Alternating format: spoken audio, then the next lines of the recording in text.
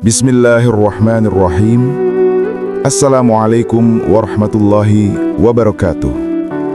Sahabatku, pada kesempatan kali ini, mari kita merenungi kisah seorang laki-laki yang lembut, pemalu, berhati bersih, namun kekuatannya mengguncang dunia.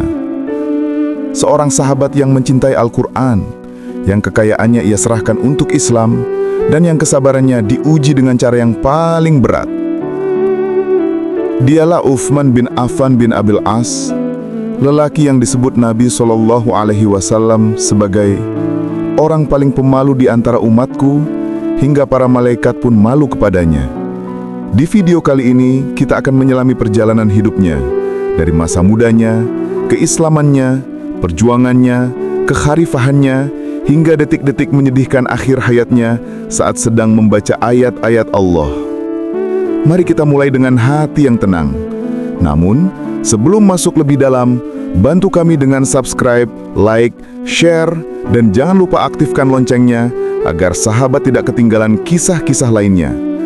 Mari simak kisah ini sampai tuntas dengan penuh keimanan.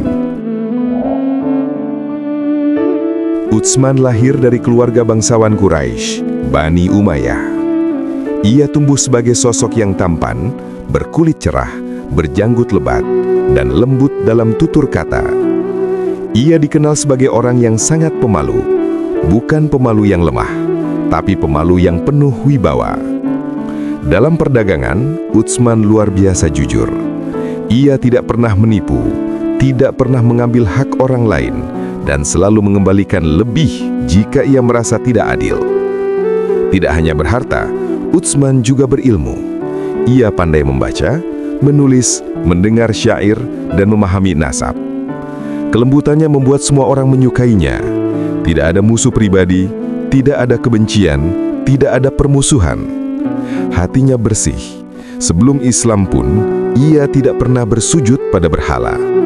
Itulah Utsman muda. Ketika Abu Bakar mengajak orang-orang dekatnya untuk masuk Islam, Utsman termasuk yang pertama menerima dakwah itu. Tanpa ragu, tanpa bertanya panjang, ia berkata, "Aku bersaksi bahwa tiada Tuhan selain Allah, dan Muhammad adalah utusan Allah." Utsman menjadi salah satu as-sabiqunal awalun, golongan yang paling awal memeluk Islam. Sebagai konsekuensi, ia disiksa oleh keluarganya. Ibunya menangis, ayahnya mengancam, kaumnya membenci. Namun keimanan Utsman tak goyah. Nabi SAW menyebut namanya sebagai salah satu dari 10 sahabat yang dijamin masuk surga. Allah memuliakan Utsman dengan cara yang tidak diberikan kepada sahabat lain. Rasulullah SAW menikahkan beliau dengan putrinya, Ruqayyah. Saat itu Utsman berkata pelan, "Wahai Rasulullah, aku merasa tidak layak."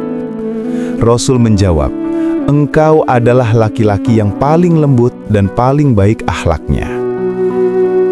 Ketika Ruqayyah wafat, Utsman bersedih sangat dalam. Air matanya tidak berhenti mengalir. Melihat kesedihan itu, Rasulullah SAW berkata, "Wahai Utsman, aku akan menikahkanmu dengan putriku yang lain." Lalu dinikahkanlah ia dengan Ummu Kulthum, sehingga ia digelari Dzunnurain, pemilik dua cahaya. Tidak ada manusia yang pernah menikah dengan dua putri Rasulullah, kecuali Utsman. Dialah menantu yang paling lembut, paling sopan, dan selalu menjaga adab. Ketika kaum muslimin disiksa dan diusir dari Mekah, Utsman dan istrinya termasuk dari mereka yang hijrah ke Habasyah. Mereka meninggalkan harta, rumah, keluarga, semata-mata demi iman. Di negeri asing itu, Utsman membangun kehidupan baru, tetap berdagang, tetap jujur, tetap mulia. Ketika mereka kembali ke Madinah, Utsman membawa hatinya yang semakin matang dan imannya yang semakin kuat. Di Madinah terjadi masa-masa sulit. Air bersih menjadi langka. Ada sebuah sumur bernama Bi'r Rumah milik seorang Yahudi. Ia menjual air dengan harga mahal. Rasulullah SAW berkata, "Siapa yang membeli sumur rumah dan menyedekahkannya untuk kaum muslimin, maka baginya surga." Utsman membelinya dengan harga yang sangat mahal, lalu ia sedekahkan sepenuhnya. Tak hanya itu, ia menyumbangkan 1000 onta untuk perang Tabuk. Ia memberikan 10.000 dinar emas ke Baitul Mal. Ia membantu membangun Masjid Nabawi. Ia membebaskan budak-budak miskin setiap pekan. Ia memberi makan ratusan fakir tiap hari. Ketika ia membawa harta besar untuk Tabuk, Rasulullah SAW berkata, "Tidak ada yang membahayakan Utsman setelah hari ini." Maksudnya, dosanya telah Allah hapus karena besarnya keikhlasan sedekahnya. Suatu hari, Rasulullah SAW sedang duduk. Abu Bakar datang, lalu Umar. Rasulullah tetap duduk santai. Namun ketika Utsman datang, Rasulullah SAW merapihkan pakaian, berdiri sedikit, dan menjaga adab lebih tinggi. Aisyah bertanya, "Wahai Rasulullah, mengapa engkau melakukan itu padahal engkau tidak melakukannya kepada Abu Bakar dan Umar?" Beliau menjawab, "Bagaimana aku tidak malu kepada seseorang yang bahkan malaikat pun malu kepadanya?" Itulah Utsman, rendah hati, lembut, penuh kesopanan. Ketika Umar bin Khattab wafat, umat Islam memilih 6 sahabat sebagai calon khalifah dan akhirnya memilih Utsman. Pada awal kepemimpinannya, Islam mengalami masa keemasan. Kekayaan masuk dari seluruh penjuru, daulah Islam meluas hingga Afrika, Persia, Armenia, Azerbaijan. Angkatan Laut Islam berdiri pertama kali. Negeri-negeri besar menerima dakwah secara damai. Utsman memimpin dengan kelembutan, bukan ketegasan. Dengan maaf, bukan pedang. Dengan kebijaksanaan, bukan kekerasan. Imam-imam besar mencintainya. Para sahabat menyanjungnya. Akan tetapi, fitnah mulai muncul di akhir kepemimpinannya.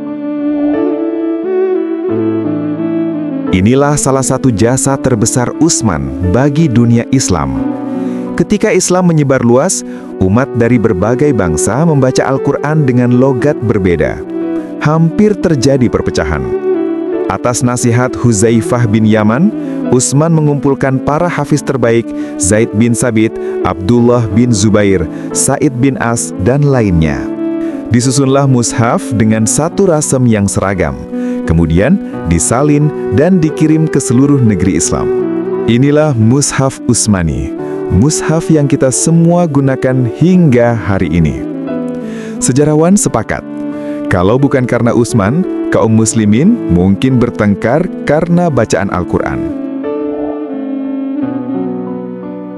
Pada masa-masa akhir, muncul kelompok ekstrim yang dipimpin oleh orang-orang munafik dan provokator.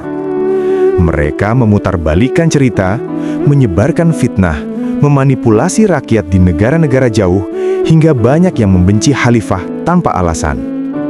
Namun, Utsman tetap sabar. Ia tidak mengangkat pedang. Ia tidak membalas keburukan. Ia berkata, "Aku tidak ingin setetes darah pun tertumpah di Madinah karena diriku." Para sahabat seperti Ali, Zubair, dan Talhah menawarkan diri untuk melawan pemberontak. Namun, Utsman melarang. "Aku tidak ingin menjadi orang pertama yang menumpahkan darah kaum muslimin." Pada malam terakhirnya, Utsman bermimpi bertemu Rasulullah SAW. Rasulullah SAW berkata, "Wahai Utsman, berbukalah bersama kami malam ini." Ketika terbangun, Utsman tersenyum. Ia tahu ajalnya sudah dekat. Ia berpuasa hari itu. Ia membaca Al-Quran dengan suara lembut. Ia memberi sedekah, memerdekakan budak, dan menenangkan istrinya. Rumahnya dikepung oleh para pemberontak. Sahabat ingin menolong, tetapi Uthman melarang mereka berperang. "Atu serahkan urusanku kepada Allah." Ketika Utsman sedang membaca Al-Quran, pemberontak masuk ke rumahnya. Utsman tetap duduk tenang. Al-Quran terbuka di pangkuannya, tepat di surah Al-Baqarah. Ia menatap mereka dengan lembut dan berkata, "Aku hanya meminta kalian untuk tidak menumpahkan darah. Jika kalian ingin menguasai dunia, ambillah, aku tidak melawan." Namun, hati mereka telah buta. Salah satu dari mereka mengayunkan pedang. Darah Utsman menetes ke mushaf Al-Quran, tepat mengenai ayat, "Maka Allah akan mencukupimu dari mereka, dan Dia Maha Mendengar lagi Maha Mengetahui." Dengan itulah Utsman gugur sebagai syahid. Ia wafat dalam keadaan berpuasa, membaca Al-Quran, dan menghindari darah kaum muslimin. Wahai sahabat, Utsman bin Affan adalah simbol kesucian hati, kedamaian, dan kelembutan. Ia pemilik dua cahaya, orang yang dicintai malaikat, dermawan terbesar umat Islam, pembela Al-Quran, khalifah yang syahid dengan mushaf di tangannya. Kita mungkin tidak bisa menjadi sehebat dirinya, tapi kita bisa meneladani akhlaknya. Sabar dalam fitnah, dermawan dalam kebaikan, lembut kepada sesama, mencintai Al-Quran dengan sepenuh hati. Dan semoga Allah mengumpulkan kita